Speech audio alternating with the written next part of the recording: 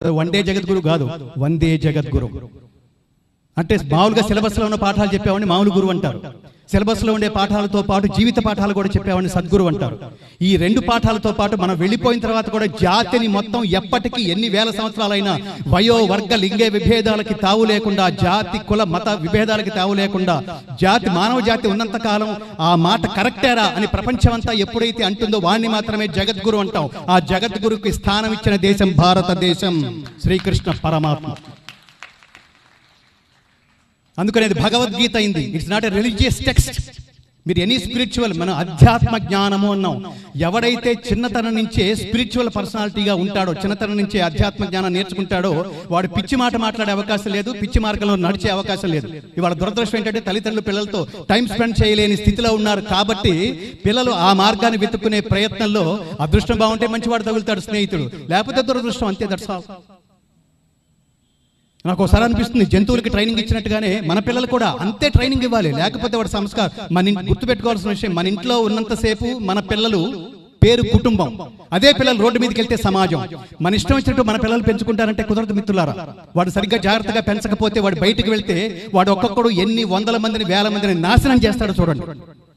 ఒకరిని కరెక్ట్గా పెంచితే వాడు లోకంలోకి వెళ్ళిన తర్వాత వాడు కూడా కొన్ని వేల మందిని ప్రభావితం చేసి గొప్పవాడు చేస్తాడు. అట్లా నేను సినిమా నేపథ్య గాయకుడిగా ఉండి సినిమా జర్నలిస్ట్గా ఉన్న కాలంలో నేను 100 సినిమాలు పాడాను, తెలుగు కన్నడ. నేను చాలా సీరియల్స్కి మ్యూజిక్ డైరెక్ట్ చేశాను. ఇందాకే మాట్లాడుకుంటున్నాం. ఇక్కడ జాతిని తన మాటలతో, తన వాంగ్మయంతో, తన భాషతో ప్రభావితం చేయగలిగిన ఒక మహా తపస్వి ఉన్నాడు వడ్డేపల్లి కృష్ణ గారు. నాకు ఆయన గురుతుల్యుడు. మా ఇద్దరికి గురువు గారు డాక్టర్ సి నారాయణ రెడ్డి గారు. అమ్మంటే ఎవరో తెలుసా, ఆ జన్మంటే ఏమో తెలుసా, నేల మీద ఉదయించిన దేవతరా అమ్మ, కన్నీళ్లు చనుబాలు కలబోస్తే ఆ జన్మ, అమ్మంటే ఎవరో తెలుసా. అలాంటి మహానుభావుడు. అలాంటి దాదాపుగా అంటే పురుషుడు స్త్రీ ఇద్దరు వేరువేరే, సమాజం అంతా ఒకటే, అందరూ ఒకటే అని మాట్లాడడానికి వీలేదు. పరమాత్ముడు సృష్టి ఒకటి, కానీ పరమాత్ముడు సృష్టిలో ఏది సమానం కాదు, దేనికదే యునిక్. మగవాళ్ళు మగవాళ్లే, ఆడవాళ్ళు ఆడవాళ్లే. పురుషుని బీజం అంటారు, స్త్రీని క్షేత్రం అంటారు. బీజం పాడైతే బీజానికి మాత్రమే నష్టం, క్షేత్రం పాడైతే యావత్ సమాజానికి నష్టం. అందుకని పురుషుల కంటే స్త్రీలు ఇంకా జాగ్రత్తగా ఉండాలి. మా ఇష్టం తిరుగుతానంటే కుదరదు, మా ఇష్టం తాగుతానంటే కుదరదు, మా ఇష్టం వచ్చిన డ్రెస్సులు వేసుకుంటారంటే కుదరదు. కారణం ఏంటంటే పురుషుడు మానసిక దుర్బలుడు, శారీరక బలుడు. స్త్రీది శారీరక దుర్బలత్వం, మానసిక బలుడు, మానసికంగా బలం స్త్రీది.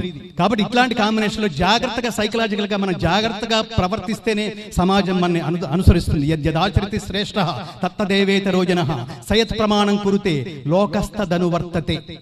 కాబట్టి సమాజంలో ఉన్న సెక్టార్స్ అన్ని దాదాపుగా ఇవాళ నాయకుడు మనం కర్ణాటక చూసాం, వందల కోట్లు పెట్టి కొనేస్తాడు ఎక్కడ ఎవడో. ఈ డబ్బు పెట్టి కొనడం ఏంటో, మానసిక దుర్బలత్వం ఏమిటో, ఏది శాశ్వతమో ఏది అశాశ్వతమో తెలుసుకోవడమే జీవితం మిత్రులారా. దానికోసం చాలా త్యాగం కావాలి. దానికోసం నా సినిమా జీవితాన్ని నేను ఇంతసేపు ఎందుకు ఆవేశంగా మాట్లాడుతున్నానంటే, నేను నెలకి 10 లక్షలు సంపాదించే ప్లేబ్యాక్ సింగింగ్ జీవితం నుంచి, జీవితం అంటే ఎంటర్టైన్మెంట్ కాదు, తాత్కాలికంగా మిమ్మల్ని ఆనందపరచడం కోసం నేను ఏ పాట అయినా పాడేయచ్చు. దేవుడు నాకు గొంతు ఇచ్చినప్పుడు సారిత్తారెత్తారా అనేసేయచ్చు, కెవ్వు కేక అనేయచ్చు, ఏదైనా పాడేయచ్చు నేను. కానీ మంచి మాట చెప్పడానికే నేను చిన్నప్పుడు తల్లిదండ్రులకు ప్రామిస్ చేశాను. నా నోట్లోంచి ఎప్పుడు మాట వచ్చినా సమాజాన్ని ప్రభావితం చేయగలిగే మాటలే మాట్లాడతాను నాన్న. నా నోట్లోంచి ఏ పాట వచ్చినా సమాజాన్ని ఆలోచింపచేసే పాటే పాడతాను నాన్న నేను ప్రామిస్ చేయడం కారణంగా సినిమా జీవితం నుంచి పక్కకు వచ్చి నేను 10 సంవత్సరాలు నా కుటుంబ జీవితం, నా సినిమా జీవితం, నా ఆదాయం, నా వృత్తి ఏదైతే గానం ఉందో దాన్ని మొత్తం పక్కన పెట్టేసి ఈ ప్రపంచంలో ఏ గాయకుడు చెయ్యని ఒక మహాద్భుతమైన కార్యానికి శ్రీకారం చుట్టాం 2006లో.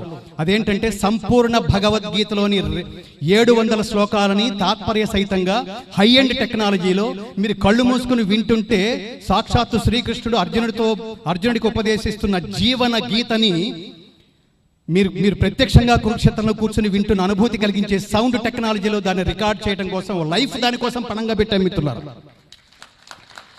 దాని 10 సంవత్సరాల అనంతరం దాన్ని పూర్తి చేసి మేము విడుదల చేయించింది, మేము మొట్టమొదటిగా వినిపించింది ఎవరికో తెలుసా? Doctor APJ Abdul Kalam. మా టార్గెట్ అది. అంటే ప్రపంచానికి జ్ఞానం పంచిపెట్టిన ఈ దేశం ఇంత స్వార్థంగా ఉంటుంది ఏమిటంటే చిన్నప్పటి నుంచి ఇలాంటివి నేర్పించకపోవడమే. మీరు డాక్టర్ కావాలంటే కొన్ని వేల పుస్తకాలు చదవాలి, ఇంజనీర్ కావాలంటే కొన్ని వేల పుస్తకాలు చదవాలి, మీరు ఏ సబ్జెక్ట్ కావాలంటే కొన్ని వేల పుస్తకాలు చదవాలి. కానీ మీరు గొప్ప వ్యక్తి, మీరు వెళ్ళిపోయిన తర్వాత కూడా మిగిలిపోయేంత గొప్ప మనిషిగా మీరు మిగలాలంటే ఒక్క పుస్తకం చదివితే చాలు, దాని పేరే భగవద్గీత. అది మత గ్రంథం కాదు. భగవద్గీత అంటే మతం కాదు, జ్ఞానం.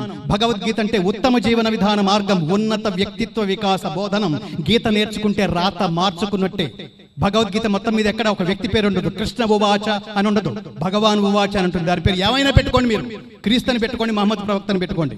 అలాంటి దేశం. ప్రపంచంలో ఎవరినైనా కౌగిలించుకునేది, ప్రపంచంలో ఎవరి కౌగిల్లోకైనా నిస్వార్థంగా వెళ్ళిపోగలిగేది ఒక్క భారతీయుడు మాత్రమే మిత్రులారా.